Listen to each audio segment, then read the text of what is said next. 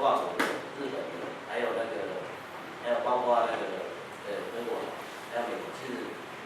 大家说法不完全一样。但是话说了，简单一句话说，我们只能做的就是很少，就是把这个素材先整理一下。但是我也非常也感同身受说，你要像刚刚这个郭老师提到，只要一调到第二条的话，确实马上会认为，像长辈去摸摸小朋友啊是可爱，但是你绝对不会是善良人物善良公主。对，这个就是很奇怪。那这个而且包括比如说我把先生的包包放在门口就算离婚，这个以前来讲好像有一段这个生命关系的稳定的那个法制品，所以就是比较用这样现代理念去动的话，很多那个东西马上会被挑战。那还有请关教授也提到说，可能各个太太过世以后，这个他的弟弟就继续照顾。那这个东西，你要从另外角度来看，其实很好的，因为从另外他们来讲说不用照顾照应，但是马上有没有犯的说其他的东西？那你要用现在的观念的话，马上就会这种挑战的东西。但是他们在原始社会可能认为这是一个相当符合的，所以要怎么去把这个东西纳到我们的华主席或建构的新的里面，是需要很多努力。这个接续，那个这一次我也在思考，这个你拿这个汉人的法律去看，说这个原住民的习惯是不是违反公序良俗？那违反的是谁的公序良俗啊？这样其实到底是违反了原住民的公序良俗，还是违反了汉人的公序良俗啊？这就是一个值得思考的问题啊。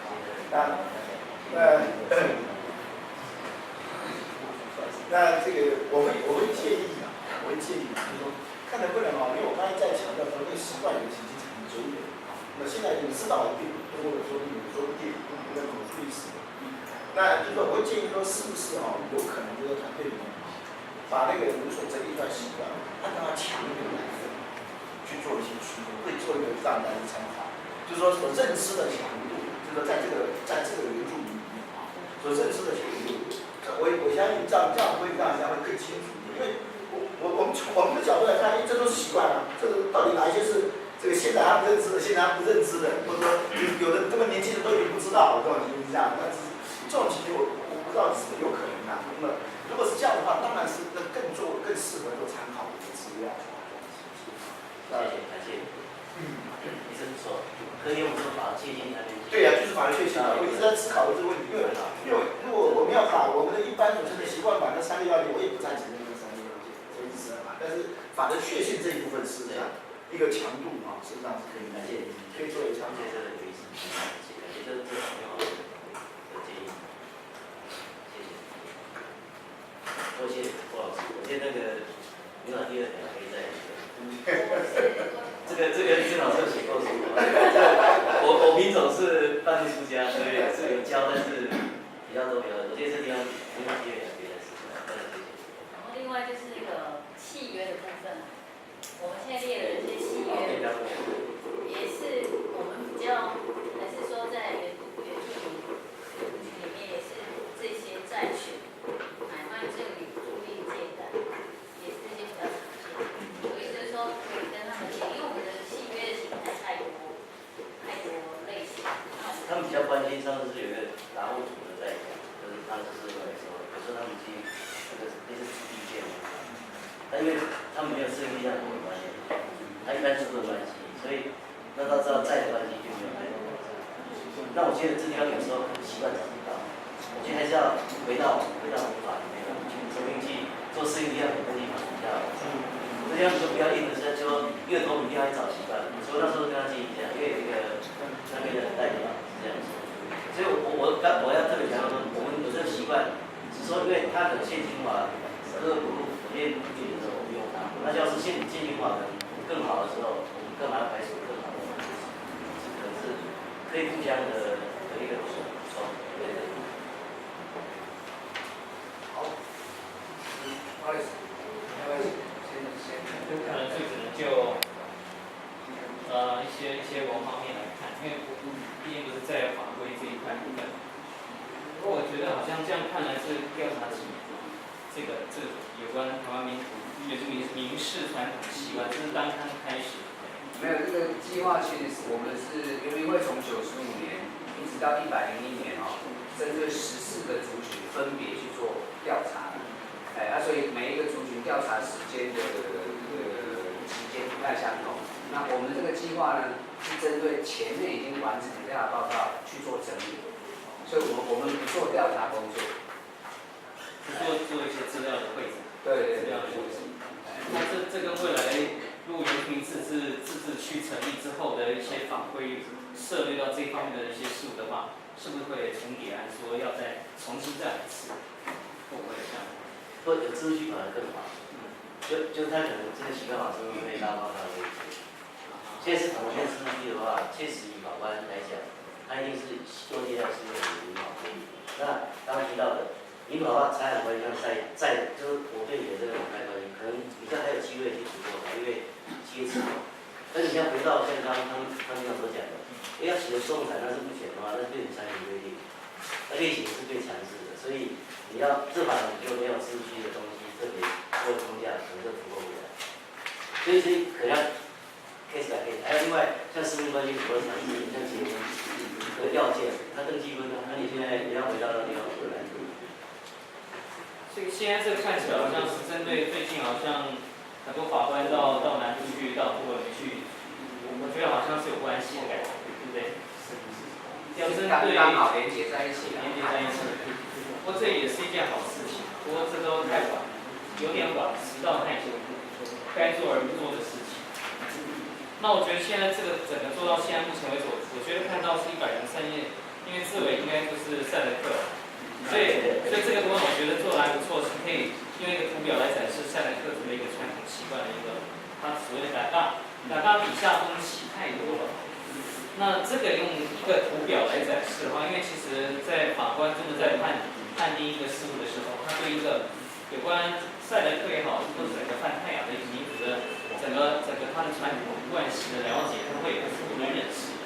那可不可以这样子的话，就是把各族群也是仿照这样的一个规格。那这个规格就是可以让，虽然我们是讲这样的一个方式，那其他阿美族啦，或者说其他在州族的啦哈，也有自己的所谓的打架的那个样貌。那会转化成用图表的方式来展现，因为给一般老百姓看，或者说未来可以形塑成一个原住民族16族原住民大百科啊。其实这个大百科，其实未来法官在判定的时候，他其实可以先去看一看他可以看到的部分。那这个部分其实会更有他未来对于原住民的一些判定上的了解，我觉得这是一个好的事情。那后面呢，其实这边看到有一些图表的方式来展现，其实它是蛮清楚的，可以让完全不了解的人可以马上进入状况，这是一个很好的一个做法。115页也是这样，婚姻关系一个未签表。那再来，阿美族因为这一次在我们的计划当中，比较没有阿美族这一块。那我觉得阿美族现在目前在全台湾省来看，因为我现在目前在我们自己研段班在实习部落，就离我们学校只有20分钟骑机车啊。那开车的话差不多15到20分钟。中原那边，中原对，我们自己实习很快，所以他那边有一个叫萨瓦族部落。那这是近代以来原住民还在迁徙的部落，这是近现代的事情，有50几个。那他们所形塑的新的知识体系，在靠都会边生存的这些原住民，尤其是阿美族，他们是怎么样形塑他们的生存的这些机会？我觉得我们也可以关注这一块。然后呢，再来是他们的吃啊，不得了，那是真的是现在神农氏啊，太厉害了，可能不是只能用厉害来解释。我觉得他们有太多的专有名词，刚刚老师们也提到好，用关键词的方式去带到我想要查看的那个族群的相关的一些他的对植物的那个认识。那这个部分呢，它要做起来非常庞大。那同样比如说州族可能对于那个植物，比如说番茄轮、番茄盘那个什么茄车轮茄之类的，像这种东西一般汉族就开车吃这样的东西。那其实如果有这样的一个说明上来讲，他可能会对这个文化的认识再多用族名用族语去拼音它好。那在关键词上面说汉语拼音汉语或是该族群有的把它在列在上面。那这样子的话呢，它真的会变成是一个大百科的形式出现。那它只是百科形式底下的一个部分是涉猎到原住民传统民事这一块。那它可以收编在这边来看的话，那我在找资料上来讲，它可能有各个部分，比如婚姻得到就是传统神话得到什么好。那再来一个是台湾到目前为止，我觉得南岛民族里面已经有一个地方，他们比如说新卡里多尼亚，它已经有口述历史的博物馆，它完全收录从早期的录音的那些记录的资料。我们到台湾，我们到现在都还没有这样的东西。我觉得真的是因为老人家早就已经慢慢凋谢了，还能够传承这些口述的东西，已经非常稀少，要赶快做，对不对？但是要在哪一个环节是在哪一个是民族文化相关科系去做呢，还是怎么样？我不晓得，可能这部分也可以未来呢，在考虑审查案件的时候，我们的资料可以越来越多，因为在非主流的社群里面比较没有这一块嘛。那比如说，我刚刚提的是口述历史这一块部分，它在建制我们自己原住民的大百科的时候，这一块也不能疏漏。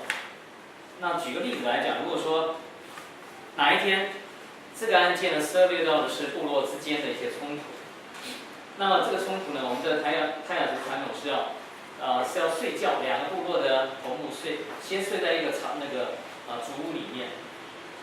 那隔天早上起来才能够知道说祖先跟他说了这个事情是不是可以和解。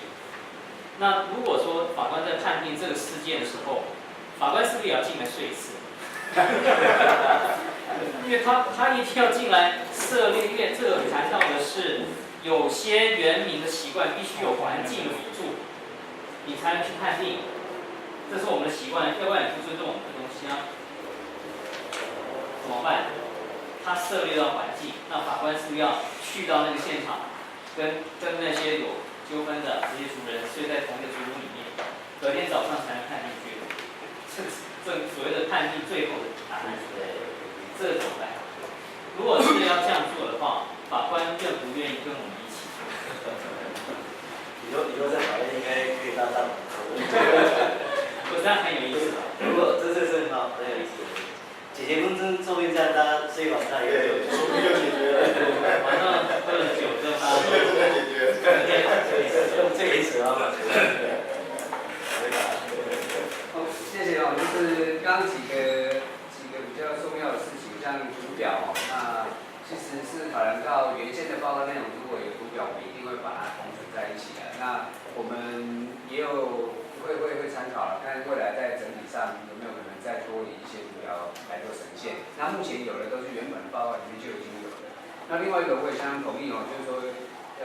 比较关键的概念哦，应该多以这个主语来呈现，那用这个汉语来做补充它的意思。我觉得这样是会一来尊重，二来比较精确啦。那第三个，刚刚你提到那个口述传统，确实这个过去一直都比较，应该是说公部门琢磨在这个地方的这个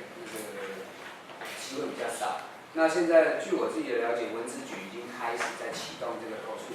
传统的调查，现在才开始啦。不过所以换言之，放在文资局，它就已经把它当作是一个文化资产的概念来处理了。好，这个就文化资产。那未来怎样，这个也许是部会之间的一个协议合作，怎么样能够从研究的角度去利用这个口述的文化资产，应用在其他各种事务上，我觉得这之后以后可以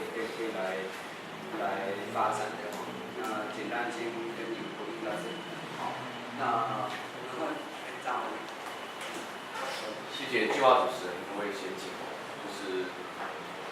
各方面都要认识，就是只能贡献一些自己的出钱的想法。我记得我在美国念书的时候，我记得纽约大学博士班第一个听到的博士毕业答辩，是一个纽西兰的原住民，他在纽约大学念博士，他研究的是美国印第安人的宪法。他说呢，他的开场白就说，大部分来美国学法律的人都觉得说，美国有52个 jurisdictions， 就是有50个州加上 DC 加上联邦政府52州。他说其实是错的，按照美国宪法，每一个印第安人部落都是一个 jurisdiction， 所以其实美国几百个 jurisdiction，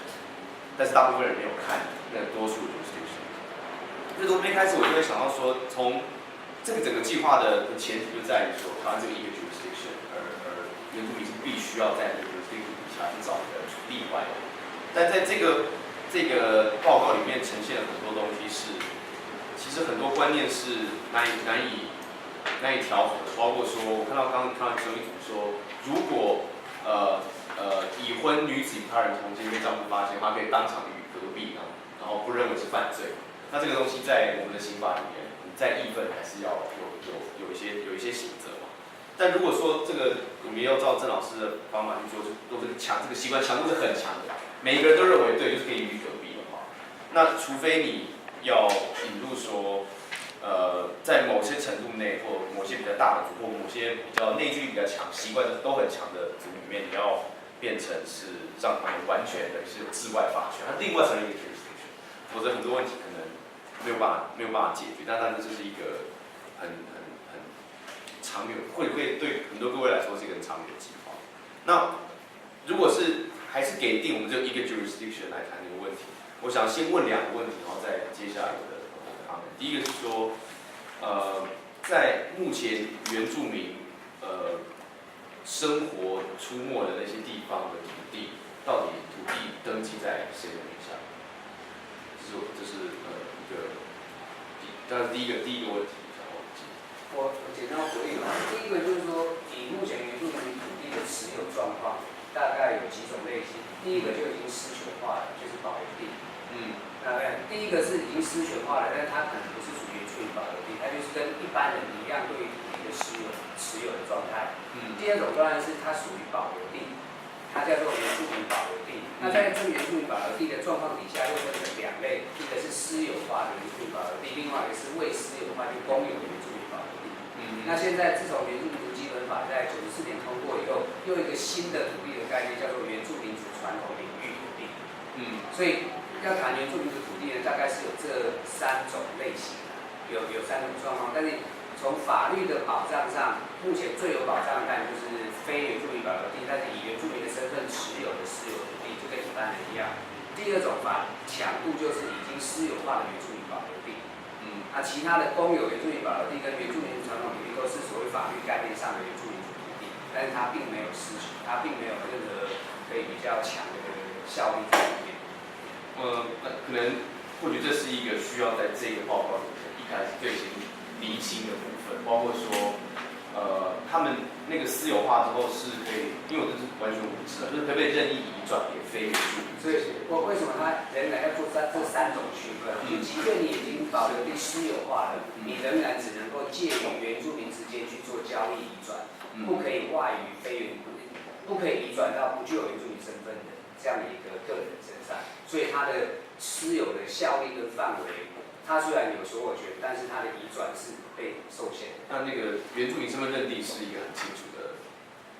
目前不会像自耕农一样可以随便。不会。对。OK， 好，那我一些比较小的 comment 就是说，在这一本里面常常提到先战，因为我一直想要写一篇关于先战的文章。对不起，我刚第2个问题忘了问。第2个问题就是说，我们刚一直在谈那个民事上的习惯。那因为我之前写过一篇文章叫做《物权法上的习惯》，那时候我就去看了1-2年间的各地方法院跟高等法院的判决，就发现民法里面有说这边如果有习惯可以适用时，可是其实根本没有被用过，因为没有这样的习惯在法院上出现过。那到底就你们所认知到，有任何原住民的民事的习惯，有曾经在侦讼当中出现过，以至于我们可以很具体的来谈说，是不是因为他们这个侦讼里面的习惯不符合法的确性，还是事实上惯性，还是什么部分？然后我们来去谈这个问题，因为我自己是发现不了，但我相信一定有这个冲突，这个冲突我可能不是在法院解决。那我不知道你们认知是什么？应该因为前年那个王老师黄先生老师他也整理过10则挑选的10则原住民族的这个案件里面有讨论到习惯的部分。那我如果记得没错，可能黄老师他可以补充一下。但比较多应该是在这个身份继承上。但是身份继承他虽然提出来，但是法院通则性的见解都是那个身份法跟继承法都是强行法。所以即便你有这样的一个习惯，其实它就不能够被适用。好，那另外一个是在婚姻的认定上，也曾经有过这样一则判决，就是说有没有公开仪式，那后来当事人提出说有杀猪，所以他就符合公开仪式，但是在仪式婚改登记婚之前，所以要符合那样的条件，所以他确实是有仪式有被认定过，对。但是没有成就是了，没有被认为是一个可以推翻既有物权，没有。OK， 好 ，OK， 好，那我小小的 comment 就是说，先占这个东西在这个里面常常出现，但是每一次那个先占的课题都用不同的方法去描述它，包括说第17页是讲说先占获得排他但非拥有的权利，或者其他页会讲到先占就得到了权利或者甚至所有权或者是占有的权利。那这个东西就跟我刚刚一开始提的问题一样，就是这边这个组里面讲的先占获得的权利是在哪一种土地上面？是那一种你说是由这个族共有，没有登记在私人名下的，那其实它先占的东西其实是一种使用权，就是说那个使用权可能时间长短不一，那可能就是在这边可能需要出去你们要去讲说，他先在获得的权利，他这边说排他但非永久，那大家认为是多久？那如果是永久的权利的话，原住民认为什么样叫做抛弃？因为在汉人的法典里面，抛弃有很技术性的定义，但在原住民里面，抛弃是另外一种意思。比如说，里面有个地方讲说，在这个族里面，就是毛插进去就是表示我先占，那实际上毛要一直插在那里嘛，等到我要放弃，我毛再插走吗？还是怎么样？就这个东西会是我很好奇。就是到底现在的课题是什么？然后它可以持续多久？那第二个大的问题就是共有是在共有谁？在很多，包括我现在也看到17页讲说，卑南族的土地是以家为权利单位，然后18页就讲到说，强调集体的共有权形态。那在我们的汉人的民法典里面，就只有分别共有跟公同共有。那我粗浅的认知是，原住民的那个想法不是这两种。它不会完全是，甚至不同的族有不同的方式。那个共有到底是什么意思？是我说它是德国旧民法里面的什么总有呢？还是就是一个很特别的东西？我觉得这个是可以用更技术性的东西把它描述出来。那这个就会连接到你们讨论提纲的第4点，就是你们希望我们建议用什么体例来编排这个习惯调查？我会觉得或许一个方法就是，你就想办法把这个习惯法典化。你就每一族写一个法典，就用真的是可以用我们的民法物权篇作为它的纲要，你就去对，像做对照表一样，就是每一族有对照表，说他们的，比如说如果说汉人有分别所有，它的定义是什么？那这个在某一族里面它的共有是怎么样？我们就可以至少对于大部分是汉人的法官来说，他马上就知道说，你这边其实你不是分别共有，你不是共同共有，你是什么样的共有？那个共有，再连到更细的问题是。